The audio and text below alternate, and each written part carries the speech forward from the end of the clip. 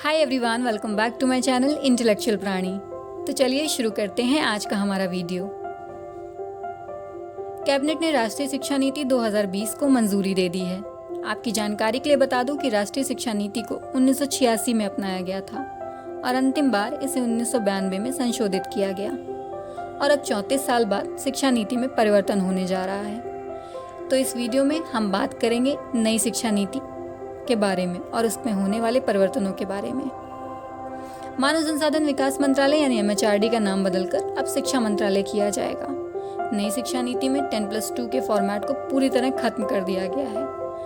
इसकी जगह अब 5+3+3+4 फॉर्मेट को अपनाया गया है। तो आइए जानते हैं क्या है 5+3+3+4 फॉर्मेट। इसे 3 से 18 साल के छात्रों के लिए डिजाइन किया गया है। इसके तहत छात्रों की शुरुआती स्टेज की पढ़ाई के लिए 5 साल का प्रोग्राम तय किया गया है। इनमें 3 साल प्री प्राइमरी और क्लास 1 और 2 को जोड़ा गया है।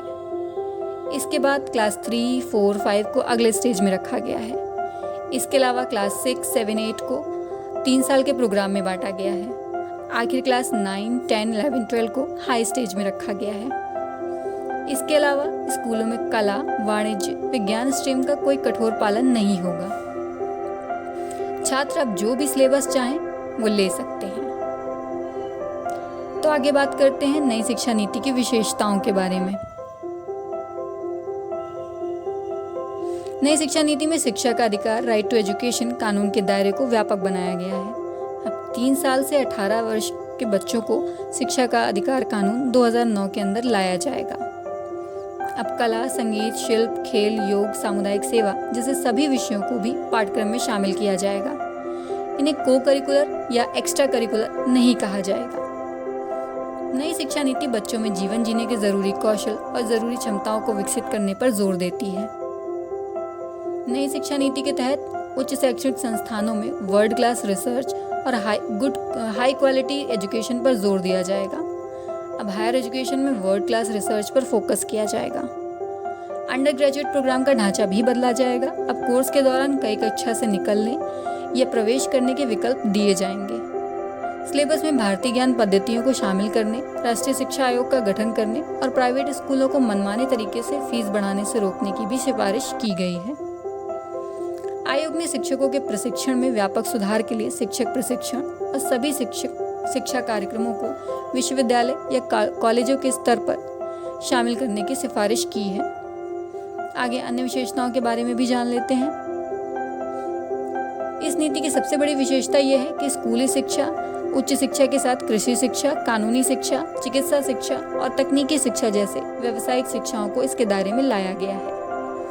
2040 तक सभी उच्च शिक्षा संस्थानों को मल्टी सब्जेक्ट इंस्टीट्यूशन बनाना होगा, जिनमें 3000 से अधिक छात्र होंगे। 2030 तक हर जिले के पास या कम से कम उसके आसपास एक बड़ा मल्टी सब्जेक्ट हाई इंस्टीट्यूशन होगा। संस्थानों के पास ओपन डिस्टेंस लर्निंग और ऑनलाइन कार्यक्रम चलाने का भी विकल्प होगा। छात्रों के परफॉर्मेंस का डिजिटल रिकॉर्ड इकट्ठा किया जाएगा। 2050 तक स्कूल और उच्च शिक्षा प्रणाली के माध्यम से कम 50% शिक्षार्थियों को व्यावसायिक शिक्षा में शामिल होना होगा।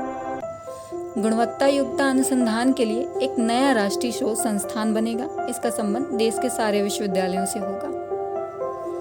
यदि ये सभी विशेषताएं धरातल पर उतरती हैं तो ये देश की शिक्षा व्यवस्था और देश के भविष्य को भी निर्धारित करेंगी। Thanks for watching my video. अगर आपको वीडियो पसंद आया है तो वीडियो को लाइक कीजिए, शेयर कीजिए एंड चैनल को सब्सक्राइब कीजिए।